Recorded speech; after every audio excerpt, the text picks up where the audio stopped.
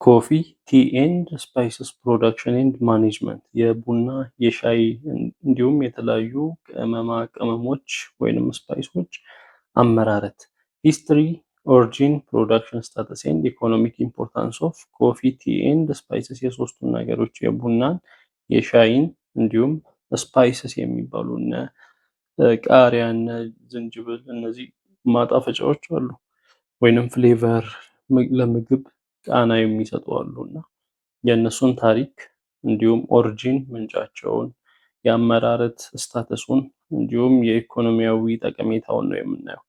ሂስትሪ ኤንድ ኦሪጂን ኦፍ ኮፊ ቲ ኤንድ ስፓይስስ መጀመሪያ ታሪኩንና ጅማሬውን ነው ኦሪጂን ምንጩን ነው የምናየው። የእነዚህ የመጀመሪያ ኮፊ ቡና ነው። ዘኔም ኮፊ ኢዝ ድራይቭድ ፍሮም ከፋ ኮፊ የሚለው ቃል ከፋ ከሚለው ቃል የተቀዳ ነው። ኢትስ ሂስትሪ ዴትስ ባክ ቱ 850 ሲኢ የቡና አጀማመር ታሪኩ ወደ 850 ሲኢ ኮመን ኢራ ነው። ሲኢ ማለት ኤዲ ከማለት ጋር ተመሳሳይ ነው። ኤዲ ማለት አኖ ዶሚኒ ነው። አኖ ዶሚኒ ደግሞ ዘ ይር ኦፍ ዘ ሎርድ የጌታ ዓመት እንደማለት ነው። ያው ዓመተ ምህረት የሚቆጠረው ቢሲ ቢፎር ክራይስት ከክርስቶስ ልደት በፊትና በኋላ እየተባለ ነው። በአማርኛ ዓመተ ዓለም እና ዓመተ ምህረት እየተባለ ነው። ከክርስቶስ ልደት መሰረት አድርጎ ነው እና ይሄ ሲኢ የሚለው ተርም ደግሞ አንዳንድ ነን ክርስቲያን የሆኑ ሰዎችንም ኢንክሉድ ለማድረግ ሲባል ኮመን ኢራ ከክርስቶስ ልደት በኋላ ያለውን ኮመን ኢራ በፊት ደግሞ ቢፎር ኮመን ኢራ ተብሎ ይጠራል ነው። ኤዲ ከማለት ጋር ተመሳሳይ ነው። ኤንድ ፖሲብሊ ስለዚህ የቡና ምርት ወይንም ቡና ታሪኩ የሚጀምረው በ850 ዓመተ ምህረት ነው። and possibly earlier with a number of reports and legends surrounding its first use. The story goes that Kaldi discovered coffee after he noticed that after eating the berries from a certain tree, his goats became so energetic that they did not want to sleep at night. እና እንዴት ነው የተገኘው የሚባለው ካልዲ የሚባል እረኛ ነበር። ፍየሎች ነበሩት። ፍየሎቹ ቀኑን የቡና ፍሬ እየበሉ ውለው ማታ ላይ በጣም ኢነርጀቲክ ሆኑ።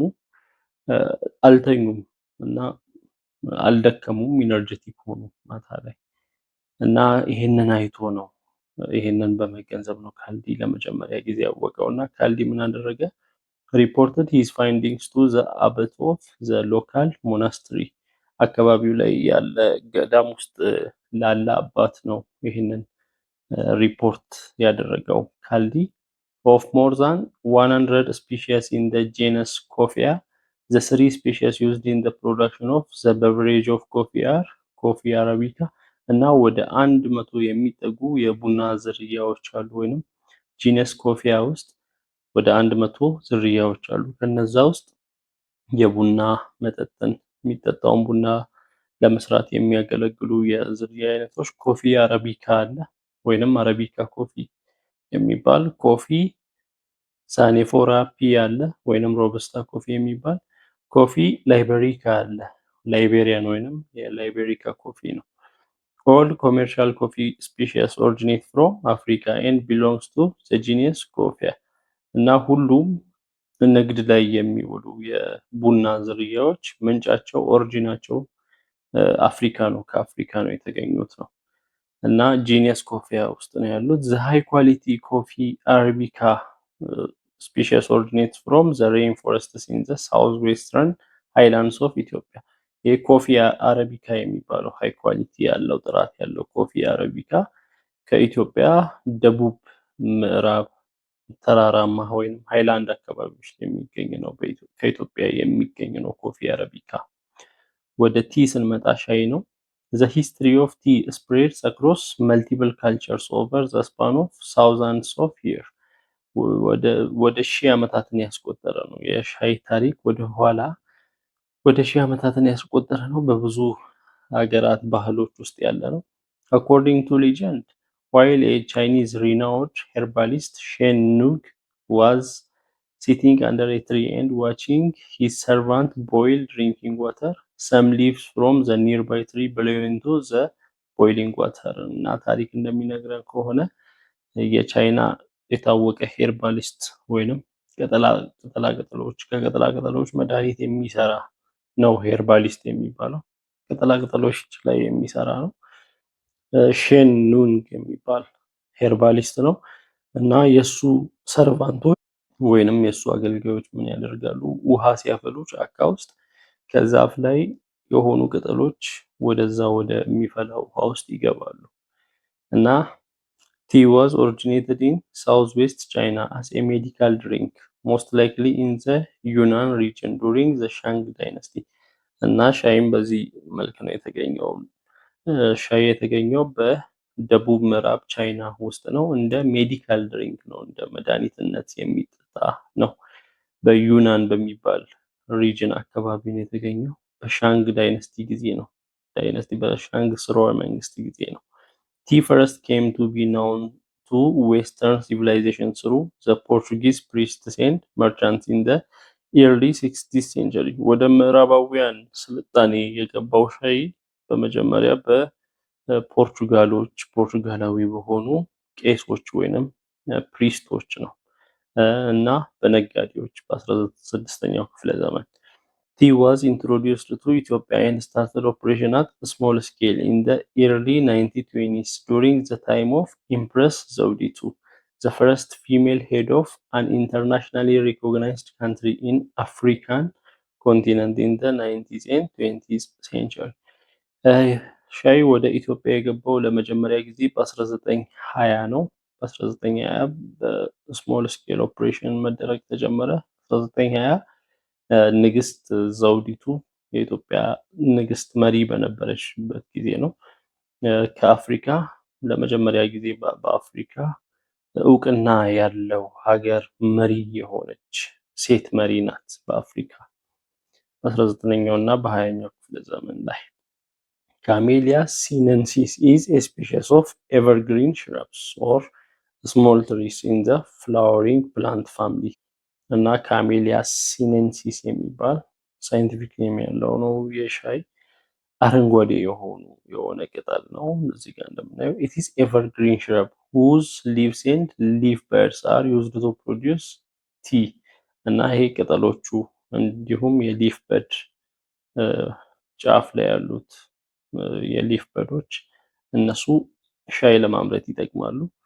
common names include tea plant, tea shrub or tea tree እና ስሙ የሻይ እጽዋት ይባላል፣ የሻይ ቅጠል ይባላል፣ የሻይ ዛፍም ይባላል። ቲ ፕላንት ተብሎ ይጠራል ወይንም ስፔሻሊ ካሜሊያ ሲኔንሲስ ተብሎ ይጠራል።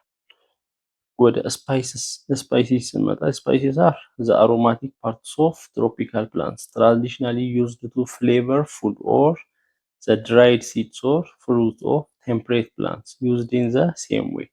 ስፓይሲስ እንግዲህ ማጣፈጫዎች ናቸው። የምንጠቀመው ምግቦችን ለማጣፈጥ ነው። ፍሌቨር ጥሩ ቃና ጥሩ ጣዕም እንዲኖራቸው ለማድረግ ነው። ስሩን ወይንም ዘሩንም ልንጠቀም እንችላለን። የተለያዩ ፓርቶችን ልንጠቀም እንችላለን።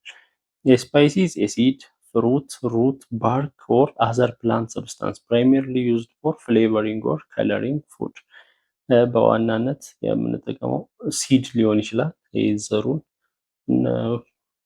ኮረሪማ የሚባሉትን እና አብሽ የሚባሉትን እናውቃለን። አዝሙድ የተባሉ ብዙ ማጣፈጫዎች አሉ። ወይንም ፍሩቱን ሊሆን ይችላል የምንጠቀመው፣ ወይ ስሩን እንደ ዝንጅብል ወይንም ባርክ ቅርፊቱን እንደ ሻይ ማጣፈጫ ሻይ ለማጣፈጥ የሚጠቅም እና ሌላም የእጽዋት ፓርቶችን ነው የምንጠቀመው። ምግብን አንደኛ ፍሌቨር ጥሩ ሽታ ጥሩ ጣዕም እንዲኖረው፣ ከለሩንም እንዲቀይር እነ በርበሬ እነ ሚጥሚጣ የምናይበት ጊዜ The spices origin has been known to date back to ancient times in Egypt as recorded in the Bible as valuable trade items.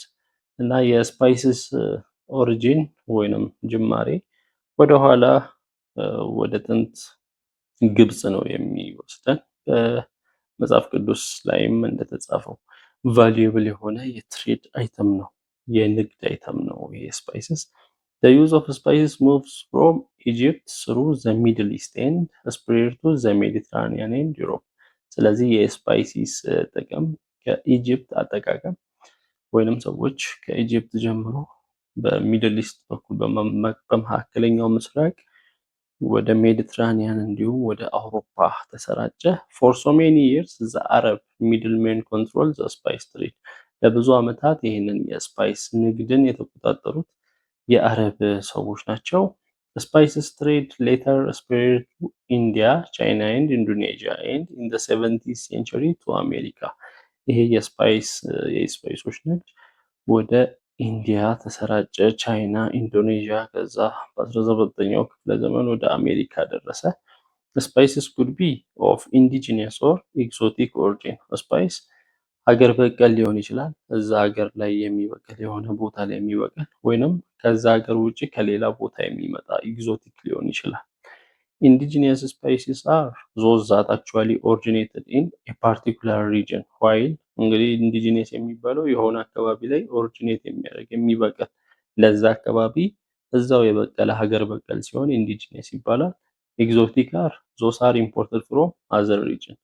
ኤክዞቲክ የሚባሉት ደግሞ ከሌሎች አካባቢዎች ኢምፖርትድ የሚሆኑ ናቸው። ሰም ስፓይሰስ አር ኦፍ ቴምፕሬት ፕላንትስ ዋይል ፍሮም ዘ ትሮፒካል ሪጅን። እና አንዳንድ ስፓይሶች ከቴምፕሬት ከሆኑ የቴምፕሬት የአየር ፀባይ ካላቸው እጽዋቶች የሚገኙ ነው። ሌሎቹም ከትሮፒካል ሪጅን ይገኛሉ። ፕሮዳክሽን ስታተስ ኤንድ ኢኮኖሚክ ኢምፖርታንስ ምን ይመስላል? የሶስቱ የአመራረት ሁኔታው ስታተሱ እንዲሁም የኢኮኖሚያዊ ጠቀሜታ። ኮፊን ስናይ መጀመሪያ among the most important agricultural commodities on the world market and is cultivated on approximately 10.3 million hectares and represents the sole economic income for more than 25 million families. ኮፊን ስናይ በዓለም አቀፉ ገበያ ላይ በጣም ኢምፖርታንት የሆነ የግብርና ምርት ነው። ወደ በ10.3 ሚሊዮን ሄክታር በዓለማችን ላይ ነው የሚተከለው ቡና። ለ25 ሚሊዮን የሚሆኑ ቤተሰቦች የገቢ ምንጭ ሆኖ ያገለግላል። እንደ ፋኦ መረጃ ፉድ ኤንድ አግሪካልቸራል ኦርጋናይዜሽን ድርጅት ነው። According to FAO, the crop is produced and exported by more than 60 nations. ይሄ ክሮፕ ወይንም ምርት ከ60 በላይ ሀገራት ኤክስፖርት ያደርጋሉ የቡና ምርትን በፋኦ መረጃ መሰረት። It is produced in about 80 tropical countries with an estimated 125 million people depending on it for their livelihoods in Latin America, Africa and Asia. ወደ 80 የዓለማችን ትሮፒካል የአየር ፀባይ ያላቸው ሀገራት ያመርቱታል እና ወደ 125 ሚሊዮን የሚጠጉ ሰዎች መተዳደሪያቸው አድርገው ይጠቀሙታል። በላቲን አሜሪካ፣ በአፍሪካ፣ በኤዥያ በዋናነት። ኮፊ ፕሮዲውሲንግ ኤሪያስ አር ሎኬትድ ኢን ላቲቲዩድ ቢትዊን 22 ዲግሪ ኖርዝ ኤንድ 26 ዲግሪ ሳውዝ። ከምድር ወገብ በላይ 22 ዲግሪ ኖርዝ፣ ከምድር ወገብ በታች 26 ዲግሪ ሳውዝ ላይ ያሉ ሀገራት እስከዛ በዛ ጋፕ ያሉ ሀገራት ነው ቡናን የሚያመርቱት። ኦቨርኦል ዘ አኑዋል ፕሮዳክሽን ኦፍ ኮፊ ኢዝ ኤስቲሜትድ አት 9 ሚሊዮን ቶንስ ኦፍ ግሪን ቢንስ። እና በአጠቃላይ በአመት የሚመረተው የቡና ምርት ወደ 9 ሚሊዮን ቶን ግሪን ቢን ነው ወይንም ፍሬ ነው። It is considered as one of the top cash crops in developing countries. በማደግ ላይ ያሉ ሀገራት እንደ ዋና ካሽ ክሮፓቸው ነው። ካሽ ክሮፕ ማለት ለንግድ ለገቢ የሚውል ምርት እንደማለት ነው፣ የሚሸጥ። It is also the second most valuable commodity next to fuel. ከፊውል ከነዳጅ ቀጥሎ ሁለተኛው valuable የሆነ ወይንም ጥቅም ያለው ኮሞዲቲ ነው ቡና። Coffee accounts for the lion's share of Ethiopian export earnings and plays an important role in the economy and livelihoods for rural population. ኮፊ ቡና በኢትዮጵያም የኤክስፖርት ገቢ ላይ ወይንም የውጭ ምንዛሪ ገቢ ላይ የአንበሳውን ድርሻ የሚይዝ ነው እና በኢትዮጵያ ኢኮኖሚ መተዳደሪያ ላይ ለገጠሩ ማህበረሰብ በጣም ጠቃሚ የሆነ ምርት ነው። It also accounts for 25 to 30% of Ethiopia's total export earnings. ኢትዮጵያ በአመት ከምታገኘው አጠቃላይ ገቢ ከ25 እስከ 30% የሚሆነውን የሚሸፍነው ቡና ነው። ምን ያህል ብዙ እንደሆነ ተመልከቱ። and 5% of GDP አጠቃላይ ኢትዮጵያ ውስጥ ከሚመረቱ ምርቶች GDP ግሮስ ዶሜስቲክ ፕሮዳክት በአመት ውስጥ ሀገሪቷ ከምታመርተው ምርት 5%ቱ ቡና ነው። ኮፊ ጀነሬትስ ኢንካም ፎር ፕሮዲውሰርስ ኤንድ ትሬደርስ ቡና ለአምራቾች እንዲሁም ለነጋዴዎች የገቢ ምንጭ ነው፣ ገቢ ያስገኛል።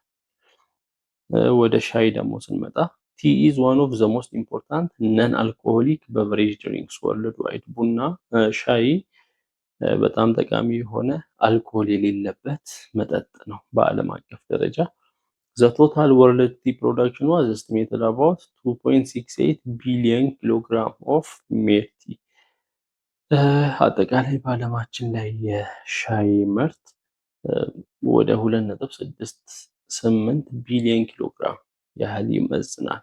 የሻዩ ሜድ የተሰራው ሻይ in 2005 it raised to about 3.1 billion kilogram of made tea. በ2005 ወደ 3.1 ቢሊዮን አድጎ ነበር ይሄ ቁጥር በኪሎግራም።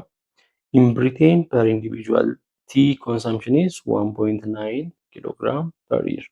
በብሪቴን በእንግሊዝ አንድ ሰው በአመት 1.9 ኪሎግራም ሻይ ኮንሱም ያደርጋል ይጠቀማል በአመት። but in Ethiopia it is 70 gram per year. ወደ ኢትዮጵያ ስናመጣው ግን አንድ ሰው 70 ግራም ብቻ ነው በአመት የሚጠቀመው ሻይ። Ethiopia has 3 private estates producing tea is around 7000 ton. ኢትዮጵያ 3 የእርሻ ማሳዎች አሏት። የእርሻ ፕራይቬት ስቴት ሲባል ረጃጅም የእርሻ ማሳ፣ ሰፋፊ የእርሻ ማሳ፣ በጣም ሰፊ የሆነ የሻይ ምርት የሚመረትበት የሻይ ማሳ አላት። ወደ 7000 የሚያህል ቶን ሻይ ይመረታል። The economic importance of tea is that it is the source of foreign currency for countries that produce it abundantly. ጥቅሙ ምንድነው? የኢኮኖሚያዊው ጥቅሙ ያንን ለሚያመርቱ በብዛት ለሚያመርቱ ሀገራት የውጭ ምንዛሪን ያስገኝላቸዋል፣ ወደ ውጭ ይላካል። tea makes a significant contribution to food security as the income from tea covers food important bills. የምግብ ዋስትናን ለማረጋገጥ ይጠቅማል ሻይ። ለምን? ከሻይ የሚገኘው ገቢ አስፈላጊ የሆኑ ምግቦችን ለመግዛት ስለሚያስችል። ቀጣይ ደግሞ ወደ ስፓይስ ስንመጣ the total global spice production was amounted to 12.8 million tons in year 2018. በ2018 ቶታል ስፓይስ በዓለማችን ላይ 12.8 ሚሊዮን ቶን የሚመዝን ስፓይስ። ቶን ሲባል እንግዲህ 1000 ኪሎ ግራም ለማለት ነው። ይህንን በ1000 ኪሎ ግራም ማብዛት ነው። the top 5 spices producer countries in the world are በዓለማችን ዋና 5 ስፓይሶችን የሚያመርቱ ሀገራት ኢንዲያ አለ፣ ቻይና፣ ተርኪ፣ ባንግላዴሽ፣ ኢንዶኔዥያ ከአንደኛ እስከ አምስተኛ። Ethiopia is one of the East African countries that produce and export various spices with production reaching 244,000 tons per year. ኢትዮጵያ በምስራቅ አፍሪካ ካሉ ሀገራት ስፓይሶችን በማምረት የታወቀች ናት። 244,000 ቶን የሚመዝን ስፓይሶችን በአመት ታመርታለች። In Ethiopia, more than 50 spice crops are grown and a total potential for growing lowland spices is estimated to be 200,000 hectares. በኢትዮጵያ 50 የስፓይስ ክሮፕ አይነቶች ግራውን ይበቅላሉ እና ያንን የማብቀል ብቃት ያለው ደግሞ 200,000 ሄክታር መሬት አለ በኢትዮጵያ። The country mainly produces በሀገሪቷ በዋናነት የምታመርታቸው ቺሊ ማለት እንደዚህ ቃሪያ ነው። ቃሪያ አለ። ሌላ ቱርመሪክ የሚባል አለ። ቱርመሪክ ደግሞ እርድ ነው። ቱርመሪክ እርድ። ከዛ ደግሞ ጂንጀር አለ። ጂንጀር ዝንጅብል ነው። ኪዩሚን እንደዚህ አይነት የሚባለው ይሄኛው ነው። ፌኖግሪክ አለ። ፌኖግሪክ እዚህ ጋር እንደምናየው አብሽ ብለን የምንጠራው ነው። ኮሪያንደር አለ።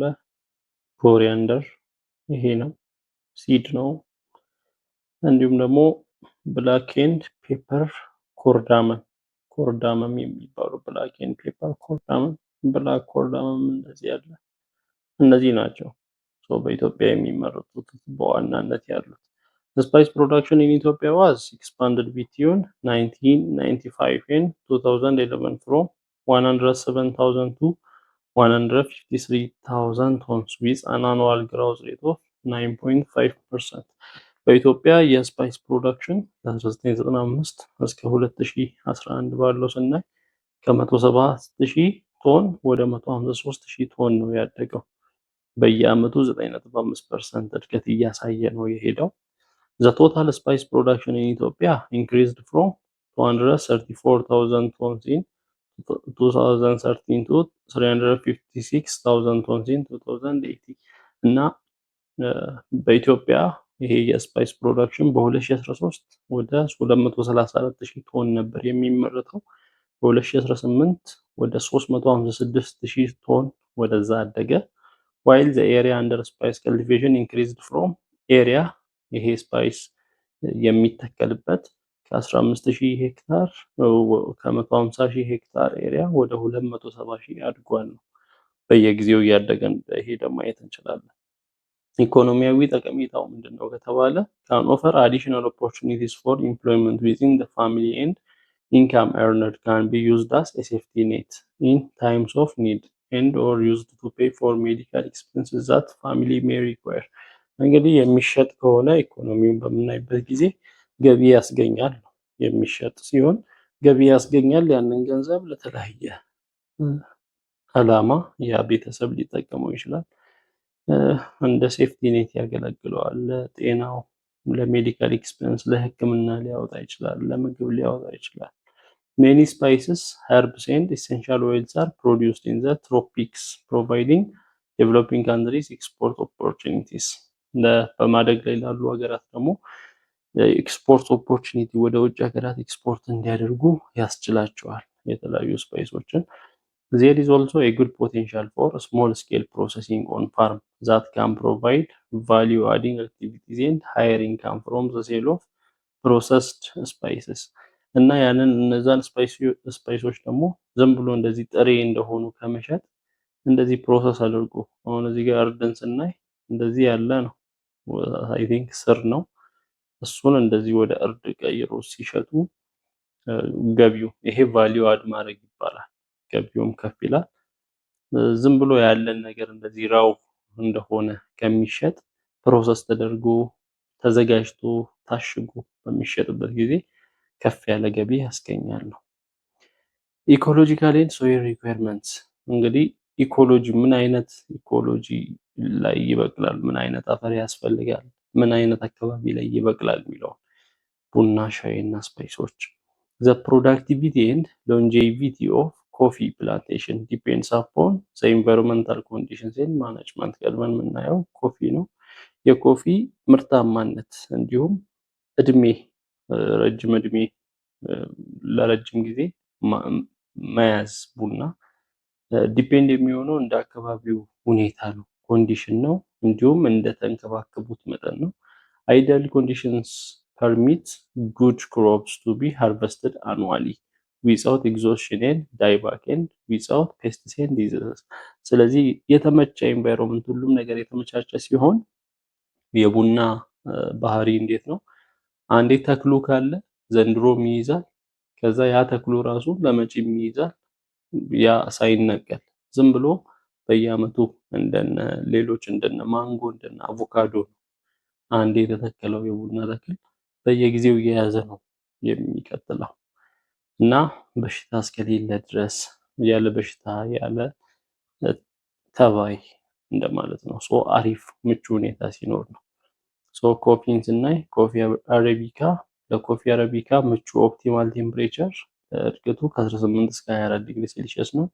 የአፈር ሪኳየርመንቱን ስናይ ቮልካኒክ ሬድ ኤርዝ ኦር ሳንዲ ሎምስ ዊዝ ጉድ ስትራክቸር ኤንድ ቴክስቸር፣ የእሳተ ገሞራ ቀይ አፈር ወይንም ቀይ መሬት ላይ ይይዛል። እንዲሁም ሳንዲ የሆኑ አሸዋማ የሆነ ሎም የሆነ አፈር ላይም ይይዛል።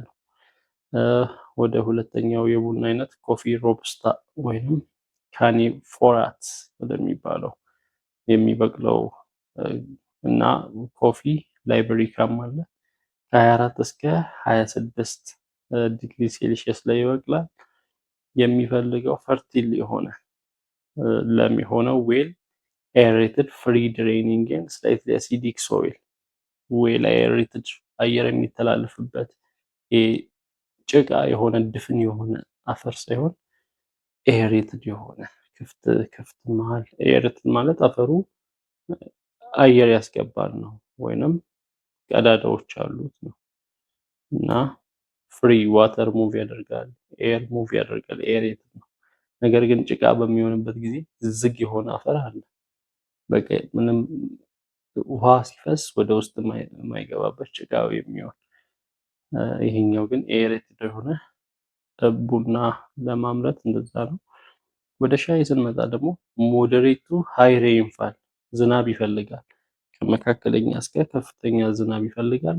ዝናብ ከሌለ ኢሪጌሽን ኢዝ ዩዝድ ዌን ሬንፋል ለዛ 1200 ሚሊሜትር በጌጅ በሚሊሜትር ሲለካ ከ1200 ሚሊሜትር ያነሰ ዝናብ፣ ሚሊሜትር ማለት ዝናብ ይለካል። የዝናብ የሚለካ መሳሪያ አለ። እሱ ምንድነው የሚደረገው? ዝናብ ሲዘንብ ይሄ እንደዚህ ሚሊሜትር ምን ያህል ወደ ላይ ምን ያህል ሚሊሜትር ገባ የሚለው እንደዚህ ዝናብ እንዲገባ ይደረጋል።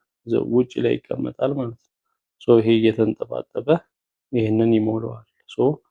ምን ያህል ወደ ላይ ምን ያህል ሚሊሜትር ገባ የሚለውን ይመዘግባል። ስለዚህ አመታዊ ሬንፋል የአመቱ እንደዚህ ተመዝግቦ አቨሬጅ ተሰርቶ ከ1200 ሚሊሜትር የሚያንስ ከሆነ በመስኖ ማልማት ይቻላል። ሙቀት ደግሞ ኦፕቲመም ሙቀት ለሻይ ከ21 እስከ 29 ዲግሪ ሴልሺየስ ነው። የአፈር አይነት ደግሞ ጉርቲ ሶይል ሳር ኦፍ ቮልካኒክ ኦሪጂን፣ የቮልካኒክ የእሳተ ገሞራ ኦሪጂን ያላቸው አፈሮች ምቹ ናቸው ለሻይ ምርት። ዘ ቤስት ሶይል ታይፕ ፎር ዘ ፕሮዳክሽን፣ ለማምረት የሚያስፈልገው ቤስት ታይፕ ሶይል አሲዳማነቱ ፒኤች ከ4.5 እስከ 5.5 ያለው ነው። እንዲሁም ስፓይስን ደግሞ ስናይ ጂንጀር አለ፣ ዝንጅብል። ሬንፋል ሄቪ ኤንድ ዌል ዲስትሪቢዩትድ ሬንስ፣ ዝናብ ይፈልጋል እና በደንብ ዲስትሪቢዩት የሆነ የሚዳረስ ዝናብ ያስፈልጋል ለዝንጅብል። የሚፈልገው ሙቀት ከ28 እስከ 35 ዲግሪ ሴልሺየስ ነው። ዲግሪ ሴልሺየስ። የሚፈልገው የአፈር አይነት ዲፕ ዌል ድሬንድ ሂውመስ ሶይል፣ ሂውመስ የሆነ ብስባሽ ያለበት ለም የሆነ ዌል ድሬንድ የሆነ ሶይል አይነት ነው የሚፈልገው። ቱርመሪክን ደግሞ ስናይ 1000 እስከ 2000 ሚሊሜትር ዝናብ ይፈልጋል። የሙቀት መጠን ከ20 እስከ 300 አይደለም እቺ ዲግሪ ለማለት ነው፣ 30 ዲግሪ ሴልሺየስ ነው። ቱርመሪክ ድሬንድ ፍሬያብል ሪች ሳንዲ ኦር ክሌይ ሎም ሶይል፣ በእነዚህ ሳንዲ በሆነ እንደ አሸዋማ አሸዋ ዋተርን ያስተላልፋል፣ ክፍት ነው። እንደዛ አይነት አሸዋማ የሆነ የአፈር አይነት ወይንም ደግሞ ክሌይ የሆነ ሸክላ ለሸክላ መስሪያነት የሚያገለግል የአፈር አይነትም አለ። እንደዛ አይነት ላይም ያድጋል። ኮረሪማ ደግሞ አለ ከ1500 ሚሊሜትር በላይ በአመት ፐር አነም ከ1500 ሚሊሜትር በላይ ዝናብ ይፈልጋል። ኮረሪማ ከ12 እስከ 28 ዲግሪ ሴልሺየስ ላይ ይበቅላል። ኮረሪማም የሚፈልገው ዌር ድሬንድ ሂውመስ ሪች፣ በሂውመስ በብስባሽ የተሞላ አፈርን ነው። ፎረስት ሶይል የጫካ ሶይል ላይ፣ የጫካ አፈር ሲባል ብስባሽ አለበት። ይሄ ዛፉም ከዛፍ ላይ ቅጠሎች ወርደው እነዛ ይበሰብሳሉ እና ፒኤች ከ5 እስከ 6.5 ነው። ፔፐር ደግሞ አለ። ፔፐር ማለት እንደ ቃሪያ ሆኖ ከቃሪያ እንደዚህ ወፈር የሚል አይነት ነው። እሱን ለማምረት አኑዋል ሬንፋል ከ1250 እስከ 2000 ሚሊ ሜትር ይፈልጋል። ደግሞ የሙቀት መጠን ከ10 ዲግሪ ሴልሺየስ እስከ 40 ዲግሪ ሴልሺየስ ባለው ይበቅላል። ፔፐር ምን አይነት አፈር ይፈልጋል ሲባል ክሌይ የሆነ የአፈር አይነት፣ ሬድ ቀይ አፈር፣ ሳንዲ የሆነ አፈርም፣ ላተሪቲክ ሶይልስ፣ ፒኤች ከ4.5 እስከ 6 ባለው ፒኤች ያድጋል።